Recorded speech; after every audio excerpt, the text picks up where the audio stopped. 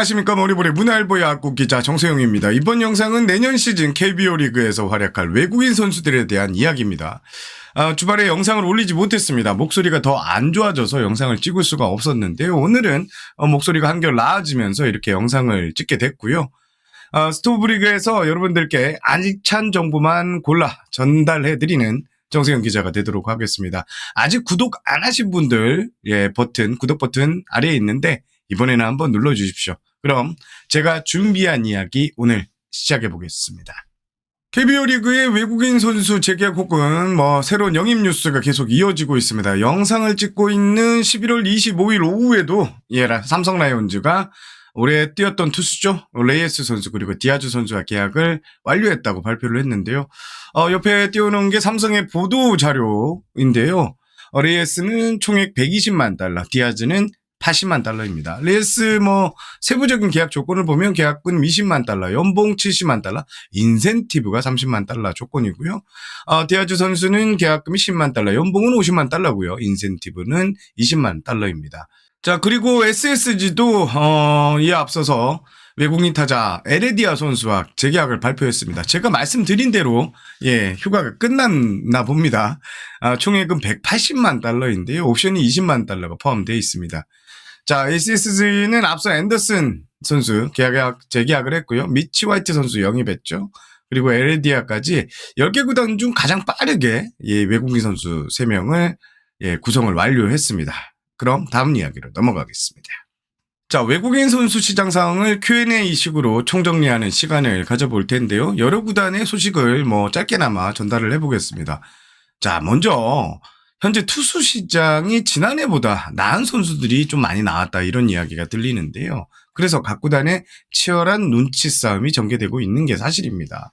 두산 같은 경우에도 KT와 콜 오빈 선수를 두고 경합을 했던 이야기를 한번 전해드렸는데요.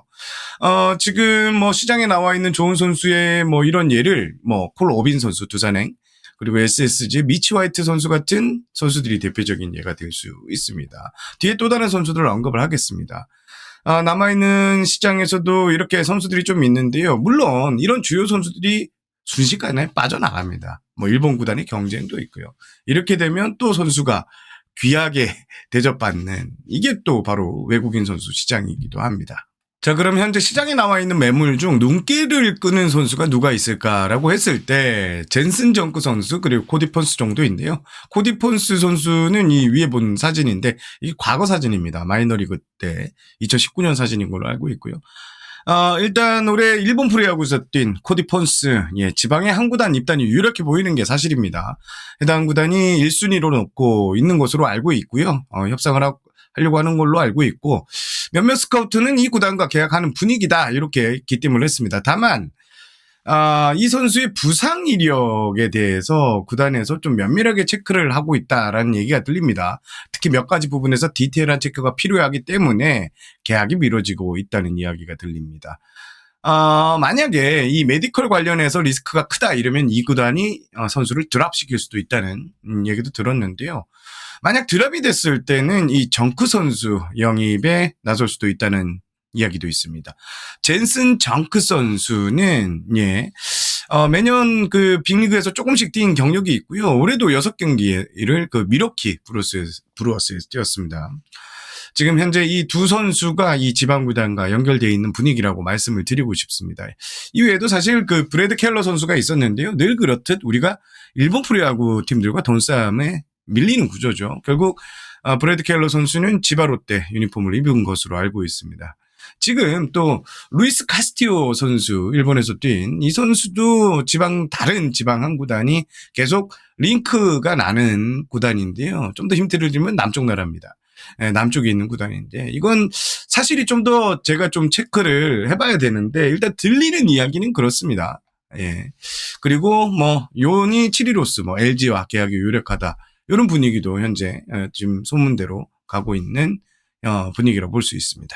몇몇 분들께서 프리미어 12에서 잘 던진 외국인 투수들 같은 경우에는 KBO 리그에 올 확률이 좀 있지 않나요? 라고 질문을 하셨는데요.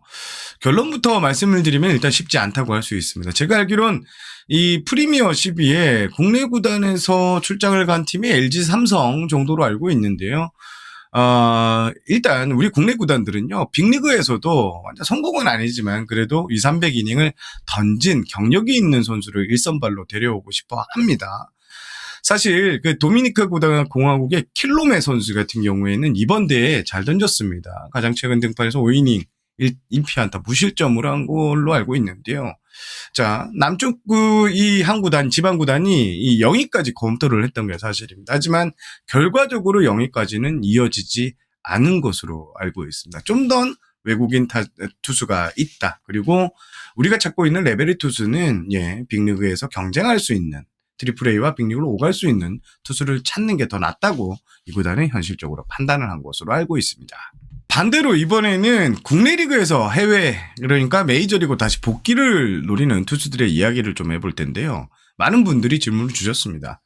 현재 기아의 네일, 롯데의 반즈, NC의 하트 선수 등이 빅리그 재진입이 가능한 투수들로 이렇게 보여지는데요. 사실 뭐 빅리그에서 관심을 받고 있다는 얘기도 여기저기서 좀 들리기는 합니다. 자, 네일 선수의 경우에는 제가 문화일보 유튜브 영상에서 말씀드렸지만 빅리그에서는 이 중간 게투로 이 선수의 쓰임새를 보고 있습니다.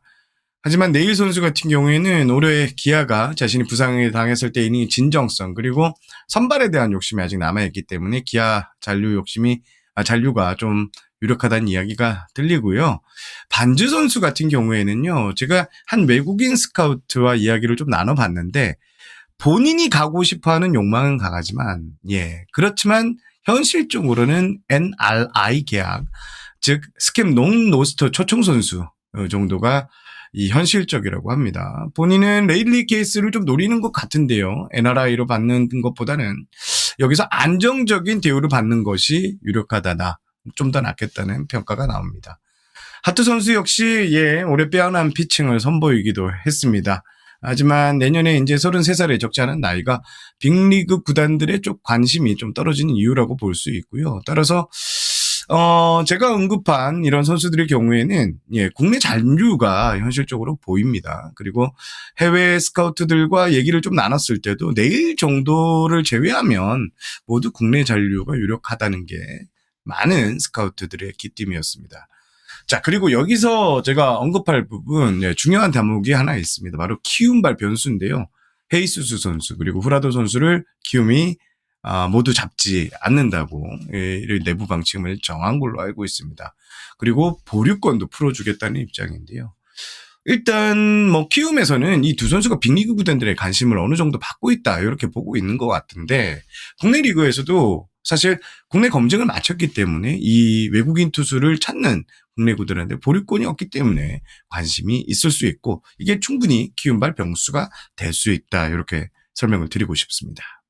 현재 새 외국인 타자를 찾는 구단들도 있고 외국인 타자를 완료한 SSG 구단 케이스도 있습니다. 현재 시장에 나와 있는 선수들 중에 에스테반 플로리얼, 그러면 LI 화이트 등이 현재 중요 매물로 시장에 나와 있는 것으로 알고 있습니다.